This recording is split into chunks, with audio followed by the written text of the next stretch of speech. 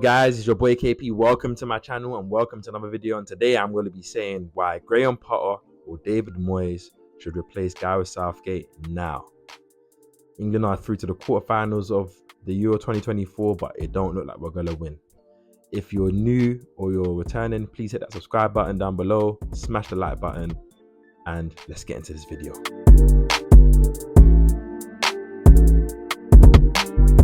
England played their round of 16 game against Slovakia with a narrow win, a clutch goal from Jude Bellingham, and not that this game was the determining factor, but I think Gareth Southgate, if England want any chance of winning the Euros, needs to leave now. He needs to pack his stuff, needs to say to himself, to the nation, to everyone, I'm not good enough for the job. I've taken this team as far as I can humanly take it, and hey, we have a good opportunity to win. Someone else should come in and potentially finish the job, because what I witnessed yesterday was crap. And I believe Graham Potter or David Moyes should be one of those coaches to take them away. Graham Potter more than David Moyes. The only reason I'm putting David Moyes in there because I know England are going to go for an English coach. He's out of job right now, so he's vacant. He has good cup history with West Ham at least. I'm not too sure of Everton, and familiarity with Declan Rice. But realistically, Graham Potter should be the one to be the coach for this team.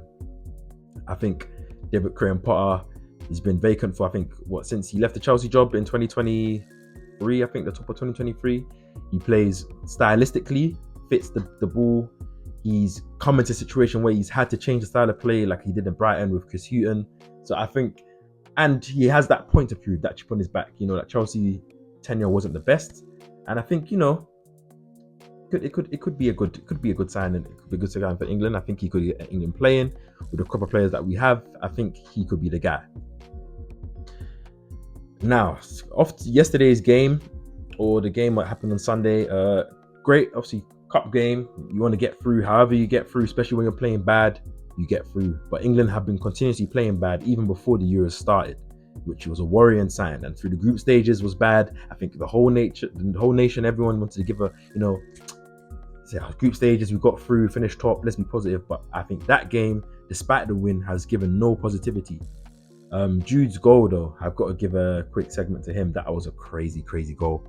The overhead kick, the clutch nature by it, 1 second left or be in the final minute, stretching behind, you never know whether those ones are going to go over, you're not going to get a connection, and he clutched and sent it in. Like, that was a goal, man. Even me, I was screaming off my head. Like, shout out to Jude. I don't think he played quite well through that game like a lot of other England players, but he came when it matters, and that's why he's that guy. That's why he has the comparisons. That's why he plays for Hala Madrid, and that's why he's probably going to be in the running for Ballon d'Or, because he's a generalist type midfielder, a midfielder that does everything, can do everything, and will do everything. And sometimes that's better than a specialist midfielder that, it's great in the pockets. Obviously, he's playing in the 10. It's not really his favourable scenario, but there you have it. Shout out to Declan Rice, Mark Gahey as well. He played on the yellow card from early. Quality performance. Rice, despite Jude getting that goal, should have got man of the match, because he was everywhere and he was isolated. And it's just crazy, man. But the game was dead up until that goal, and Harry Kane's goal in extra time, early in extra time from the flick on from Tony. England were doing nothing. You look at the passing networks that I got from Mark R Stats, very good page on Twitter, or X I should call it. Check him out. You can see the passing networks in terms of where we're passing to. The first thing that's glaring to me is Rice is isolated by himself, which is fine. You want your sixes to be able to dominate and dictate play, but you now look at where Jude is with Kobe Mano. They're right next to each other. Saka's only getting service from Walker, who was piss poor. He's been piss poor all tournament. Trent should be playing right back realistically. So it's like, what do you want to do? I'll bring up the one from the Slovenia game, the last group stage. Similar thing this time round. Bellingham's gone to the left-hand side. Rice is way higher, but we have no protection. Obviously, we're going against a low block, so it's a bit different. Conor Gallagher's on the right-hand side, but has not made a pass, or did not make a pass to Saka. Walker and Saka were just interchanging passes, but look how short the distance is that Walker's making a pass to Saka. You're wondering why our team, as well as the personnel, and then you look at Kane isolated. Look at Kane in the other game isolated. You wonder why the personnel doesn't do well. And this is all down to Gareth Southgate's setting up. He's been the manager for 8 years. We've been seeing this. I've been seeing this for years and years and years and years. It's forced me to not really want to really follow England, because it's like you're getting your hopes up for nothing. Now that we've got this quality group of players, still not getting anything out, man.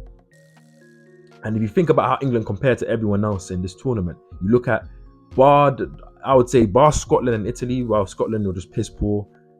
Yeah, just all through the park. And Italy, I think they're just a shadow of themselves. Bar Chiesa, Jorginho, a couple good performances there and here and there. Calafiori, Donnarumma was always going to be quality. They didn't really, Barella, shout out to Barella. There's not really a good team there. And obviously, when you see them going against Switzerland and getting absolutely popped out the park, it's no surprise. Then you look at England. To me, the difference between England and the other teams is that England have probably their best team squad of players in their whole history going into a competition. Yet, we're playing like the worst team. We're playing like a team that doesn't have any ideas, any quality, and it shows. I wonder what goes on that training ground in terms of passages of play, how we want to build up, how we want to be in set possession. I don't think there's any ideas. You can tell when we play, there's no angles being shown, there's no one entering certain zones to create passing lanes. It's just nothing. Like, we get the ball between the defense and the keeper, we pass. Rice will drop in, pass, try play balls on the outside, get marked, come back inside, and just the same old, man. And it's boring to watch, and it's surprising given the crop of players. There should at least be a base level of performance that we're not even getting. And I just blame that down to Gareth Southgate. I think if you insert a Graham Potter there, I think 3 words come into mind. I think Graham Potter will definitely implement to England that will definitely help us, which is possession, directness, and pressing. I think our pressing will be way better. You see how Graham Potter was able to get Brighton at that time. There wasn't like how Brighton are now, where they have a lot of quality players. They got a non-quality team to be playing like a Big Six team, both home and away. In terms of their attacking stats, possessions, direction, chance creation. The only problem was that their chance taken their ability to take the chances, the XG was very bad in terms of the conversion. But if you look at the fact that England have the quality players like Kane, like Saka, like Foden, like Bellingham, the players that didn't come like your Rashford, your Grealishes, the players that are not got opportunity, your Palmers, your Gordons, get them into the right situation and position where they're able to utilize their skill set, and I think England would absolutely smoke.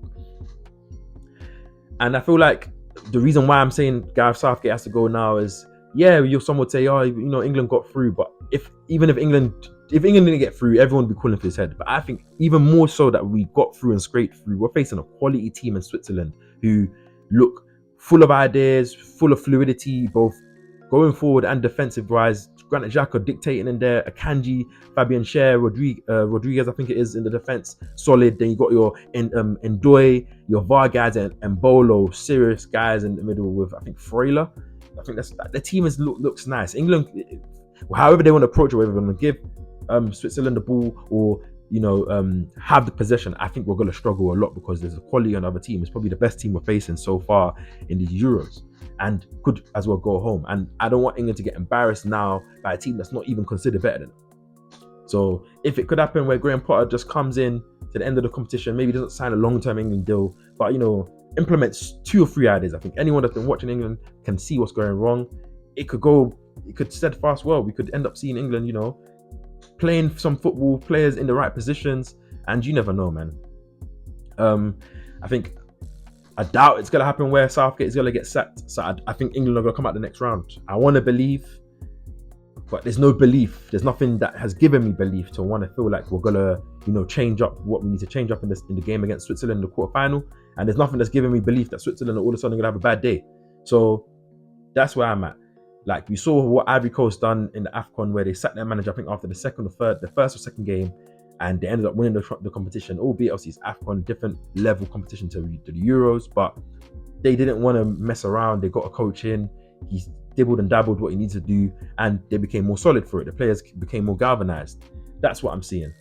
There are some risks, obviously, with Potter. Just before I leave, obviously, he wasn't able to handle the big nature of playing at Chelsea with, better players, although it be it, younger players, but he did have, and not it being his players, but he did have some senior players in there, some quality players in there, maybe coming towards the end of their prime, like, Sterling's, your Koulibaly's, just to name a few, but wasn't able to get a tune out of them. So would he be able to get a tune out of this England team? I think so. Less pressure, not playing an 82 game season, nation league here and there, friendlies here and there, and, competition every 2 years. and just that breath of fresh air, playing good attacking football, patterns of play, high chance creation, pressing, vertical, and direct kind of football, I think is what England need, man. And hopefully it can happen. If not during the Euros, 100% after the Euros, man. Graham Potter would be a good shout, and second choice would be David Moyes. So yeah, it's been your boy KP. That's my rant. I think England should get rid of Gareth Southgate now, or we're going to suffer the consequences. I'll catch you guys on the next video. Speak soon.